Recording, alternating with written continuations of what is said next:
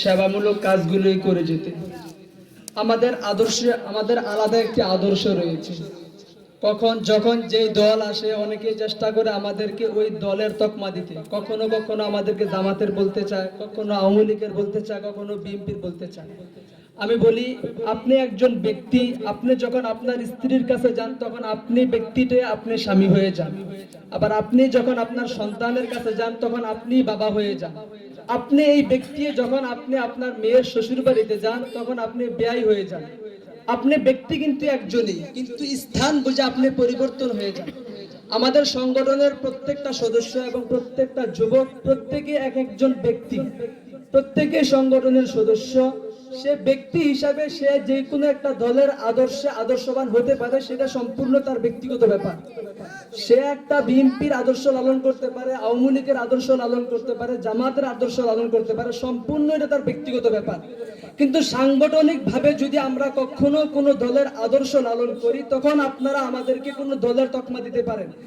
এর ছাড়া কখনো আমি অনুরোধ করব, আমাদেরকে কোনো দলের কোনো পক্ষের বিপক্ষের কখনো তকমা দেওয়ার চেষ্টা করবেন না। আমরা সাংগঠনিক ভাবে কোনো দলের আদর্শ গ্রহণ করি না। ব্যক্তি হিসেবে কেউ কোন দলের আদর্শ গ্রহণ করতে পারে, সেটা সম্পূর্ণ তার ব্যক্তি স্বাধীনতা।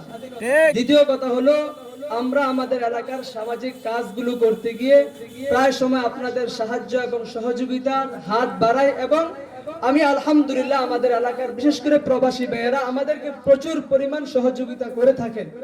আমি আপনাদের কাছে আরেকটা জিনিস আবদার করব এবং বলবো যে আমাদের এলাকায় বিশেষ করে আমি এরকম ঘটনা আমাদের এলাকায় দেখেছি, কোনো মানুষ মারা যাওয়ার পরে সে আর্থিকভাবে দুর্বল হওয়ার কারণে, তার জায়গা জমিনের সমস্যা হওয়ার কারণে তার জন্য এক জায়গায় কবর করা হয়েছে, তাকে এখানে বাধা দিয়ে আরেক জায়গায় তার জন্য কবর করা হয়েছে।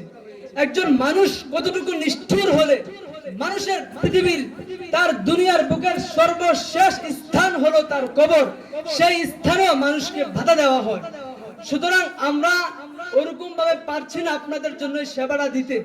আমরা আমাদের সংগঠন থেকে একটা উদ্যোগ নিতে চাচ্ছি, যদি আপনারা আমাদেরকে সাহায্য এবং সহযোগিতা করেন বুদ্ধি এবং পরামর্শ দিয়ে, আমরা চাচ্ছি উড়িষ্যার সমাজ কল্যাণ যুব সংগঠনের পক্ষ থেকে উদ্যোগ নিয়ে আমাদের উড়িষ্যার গ্রামে সামাজিক একটি কবরস্থান করতে, যেখানে যাদের কোনো জায়গা থাকবে না, যাদের নির্দিষ্ট পারিবারিক কবরস্থান থাকবে না, অথবা থাকা সত্ত্বেও তারা যদি চায় তারা সেই সামাজিক কবরস্থানে সেখানে তাদেরকে দাফন করা হবে।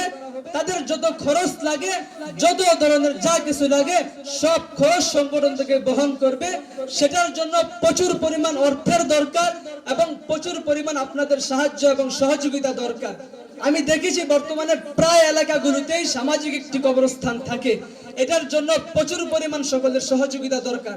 আমরা সামনে যদি আপনাদের থেকে সাড়া পাই, এলাকা ভিত্তিক আমরা এলাকার যারা নেতৃস্থানীয় লোক আছে সকলকে নিয়ে আমরা বসবো এরকম একটা সামাজিক কবরস্থান করার জন্য, যেখানে যাদের নির্দিষ্ট জায়গা নাই অথবা জায়গা আছে তারা দিতে চায়, প্রত্যেকের জন্য সেই জায়গা উন্মুক্ত থাকবে। সেখানে তারা তাদের মৃত ব্যক্তিদেরকে তাদের শেষ স্থানটা যেন অন্তত তারা নিশ্চিতভাবে দিতে পারে, এতটুকু আবদার রেখে আমি এখানেই শেষ করেছি।